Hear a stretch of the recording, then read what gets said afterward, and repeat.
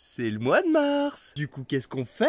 On sème. Alors on sème avec un E, hein, pas avec un A. Après, rien ne t'empêche de t'aimer avec un A, hein. Mais ça va pas être le sujet de la vidéo, je te préviens. On est là pour faire du potager, pas pour déclarer sa flamme à nos salades. Bref, mois de mars, je suis super content parce que ça sonne le début de la saison, hein, clairement. Là c'est bon, on peut y aller. Donc on va faire un récap comme tous les mois. Et puis on va s'attarder ensemble, bien évidemment, sur le JT de TF1 de ce soir. Ah non, sur les semis. Évidemment, les semis, il y en a tellement à faire ce mois-ci. Vu qu'on est sur une vidéo du potager mois par mois, on va faire quand même les récoltes. C'est simple, hein, je veux pas te faire un listing, tu regardes ce que tu peux récolter dans ton potager, et de toute façon ça change en fonction de ce que tu as semé. Donc à quoi bon faire une liste de récolte ci, récolte ça, si t'en as pas? Récolte ce que tu veux, voilà. Allez, bonne journée. Pour les travaux que tu peux faire dans ton potager, entretenir tes outils, tout, blablabla. Mais il y a un truc surtout que tu peux faire, c'est vraiment venir finaliser tes zones. T'as dû le voir sur Insta, moi je l'ai finalisé la première moitié, la moitié mi-ombre de mon potager. T'as pas vu sur Insta ? Allez, vas-y, je vais te faire voir. Voilà à quoi ressemble mon petit potager maintenant. C'est la partie mi-ombre parce qu'elle est située sous le pêcher. Et vu que le sud est en face de nous, ben en été, ici, c'est mi-ombre. Pour préparer les zones, j'ai juste passé un coup de grelinette dedans pour aérer. Parce qu'ici, avec la pluie, la terre, ça devient vite du béton quand ça sèche. Je recouvre après d'une bonne couche de foin. Honnêtement, je mets 20 cm minimum. Ça va permettre de protéger la vie qui est en dessous, d'éviter que l'eau de la terre s'évapore trop. Enfin bref, le paillage, on en parlera plus précisément dans une vidéo consacrée à ça, parce que sinon ici on reste des plombes à parler de tout et de rien. J'ai donc défini mes zones, j'ai défini aussi mes allées, et les petites plaques de carrelage que tu vois, c'est pas du tout là où je vais marcher, parce que je sais pas si t'as vu la distance, mais honnêtement si t'as pas des jambes de 3 mètres c'est compliqué. Ces morceaux de carrelage, s'ils sont là, en fait c'est pour gérer les limaces. En journée, quand il va faire chaud ou sec, elles vont venir se coller en dessous. Si je veux plus réguler la population des limaces dans mon potager, parce que ça défonce trop et qu'il y en a trop, eh ben je vais venir les cueillir en dessous. Et toi-même, tu sais ce qu'on en fait. On les balance chez le voisin. C'est pas bien de faire ça. C'est pas bien. Je vais le dire. Ouais, désolé. J'ai un enfant de 3 ans et demi. Il est un peu trop sur moi en ce moment, là.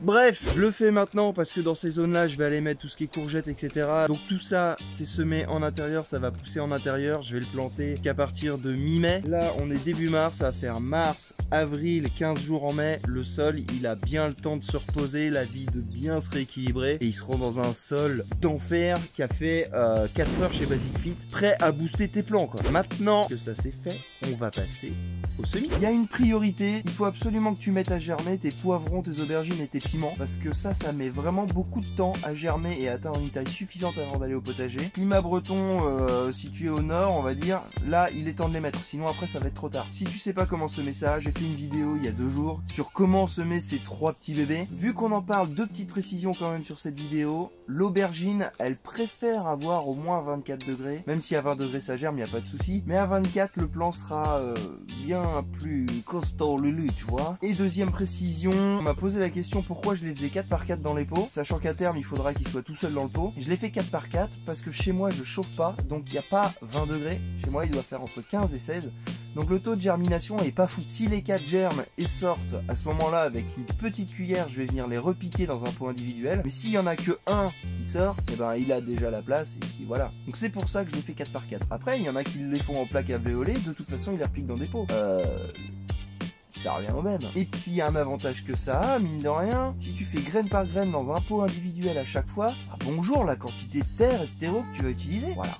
Moi je fais 4 par 4 dans un pot et puis de toute façon je fais ce que je veux. Ouh, faut que je me calme moi. Pour les autres semis, qu'est-ce qu'on peut faire de beau en mars? Alors, petite précision avant de d'énumérer tout ce qu'il y a là-dessus. Déjà, tu peux le télécharger, hein, t'as le lien en description. Mais c'est surtout, là, on énumère tous les semis que l'on peut faire au mois de mars. C'est pas parce qu'on est le 1er mars qu'on va tout faire le 1er mars. Un mois, c'est long. Dans 30 jours, on va gagner 2 heures de soleil. Donc priorise en début de mois les semis qui ne nécessitent pas une grosse température, une forte luminosité. Milieu du mois, tu vas en faire d'autres, et fin du mois, tu vas en faire d'autres. Je vais pas faire une vidéo toutes les semaines pour te dire vas-y, sème ça maintenant, là, c'est bon, c'est bon. Non. assez grand.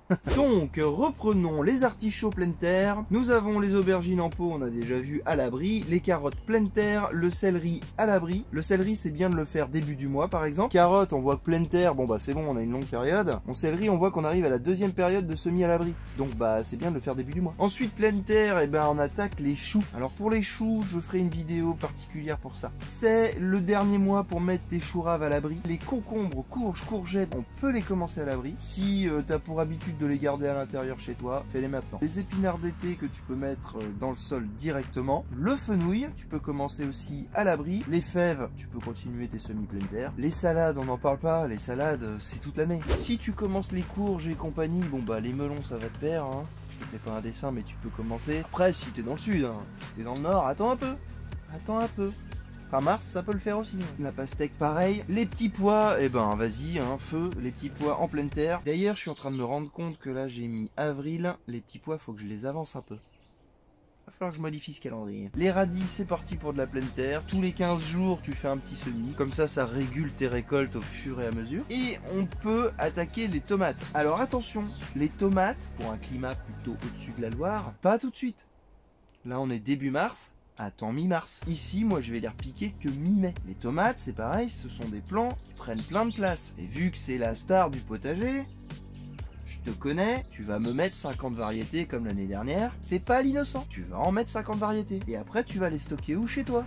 Et puis on va pouvoir commencer à semer les aromatiques et ça fait plaisir parce que c'est vraiment des plantes que j'aime beaucoup. Donc tu as l'aneth, la ciboulette, la coriandre, tout ça, ça y va, le persil, le romarin. Pour la menthe et le basilic, je te conseille d'attendre un petit peu. Le basilic, faut savoir que c'est une graine qui germe posée sur la terre. Donc le basilic, il a besoin d'une grande luminosité. Alors là, vaut mieux attendre fin du mois quand même. Fin du mois, c'est bien. Tu peux tenter mi-mars, personnellement. Je le ferai fin du mois. De toute façon, le basilic, tu l'auras pile poil en même temps que les tomates si tu le fais fin du mois. T'en attendre un peu, non? Bref, tu fais comme tu veux, mais je trouve que fin du mois c'est mieux. Et puis, on a les fleurs. Sur le calendrier, là, je vous ai mis les 3 principales, à savoir bourrage, capucine, œillet d'Inde. D'ailleurs, ce sera peut-être l'occasion de faire une vidéo si ça vous intéresse sur les avantages de ces fleurs, pourquoi je priorise ces fleurs dans mon potager et pas d'autres. Aujourd'hui, on va en profiter vu que t'es là et que je suis dans le jardin et que j'ai envie de jardiner. Qu'est-ce qu'on va faire aujourd'hui? Ah bah tiens, on va se faire des petits œillets d'Inde. Comme ça, ils seront bien gros et bien résistants quand je viendrai les mettre dans le potager. Parce que ça, c'est un attire limaces et escargots de fou. D'ailleurs, je vais peut-être en faire beaucoup. Comme ça, je vais en sacrifier. Ça attirera les limaces loin de mes salades. Peut-être un coup à jouer là. Alors les graines, ce qui est pratique, c'est que t'en achètes une fois et après t'en récoltes des quantités phénoménales chaque année. Donc là, j'ai un petit sachet qui date de l'année dernière. Alors je récolte pas tout parce que sinon... j'ai de quoi ouvrir une usine, quoi. On va semer ça tranquillement aujourd'hui pendant que tu bois ton café. Pour faire ça, je vais prendre de la terre de taupinière, des petits pots. Alors ça, c'est des pots de 7 que tu trouves dans les pépinières. 2, 4, 6, 8, 10, parfait. Il s'est séparé tout seul. Ouh, l'intervention divine. Et un petit terreau spécial semis. Alors moi, j'ai pris celui-là, comme je vous avais expliqué en live la dernière fois, parce que j'ai trouvé que celui-là. C'est un terreau qui a de la tourbe et de la fibre de coco, donc c'est très très aérien. On dirait, ouais, un marc de café séché. Ça va me servir vraiment à entourer la graine. On va se prendre une petite barquette pour les stocker. Un bon 3/4 de terre là-dedans. Une fois que ça c'est fait, moi je vais les mettre directement dans la barquette. Bien alignées les filles. Pourquoi les filles c'est des pots? Ouais, mais peut-être que c'est des pots non genrés. Mais non, c'est plus. Un pot.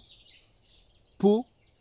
Comment on fait quand c'est non genré? On dit pot? C'est quand même un monde de dingue. Je vais venir mettre mon terreau de semis. Voilà pourquoi je les mets en barquette. Ça me permet d'aller plus vite. Et surtout à l'arrache.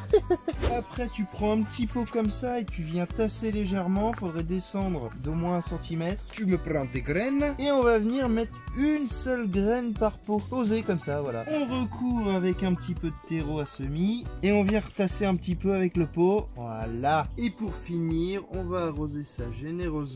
Alors quand t'arroses, tu me fais plaisir, t'y vas pas comme un bourrin ou une bourrine, hein. Mollo, faut pas que la graine se déplace. Sinon tu peux aussi le faire par capillarité, donc les poser dans un fond de brouette avec de l'eau et attendre que ça remonte jusqu'en haut. C'est une très bonne technique, mais doucement sur l'arrosage. Faut bien les arroser, mais pas d'un coup au tuyau d'eau, quoi. En attendant que tout ça absorbe, je vais venir préparer le petit marquage de mes semis.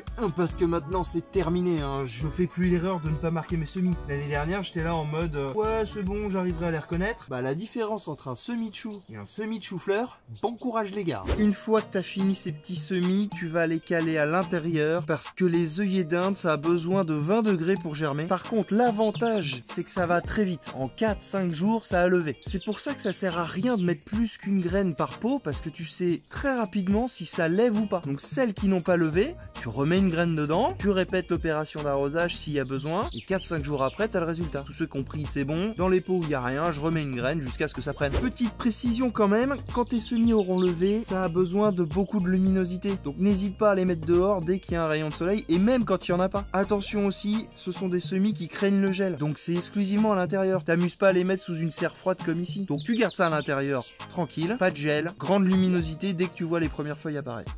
Ok, je te dis comme d'hab à la semaine prochaine ici. Profite bien de ton début de saison et prends soin de toi et de tes proches. Allez la bise!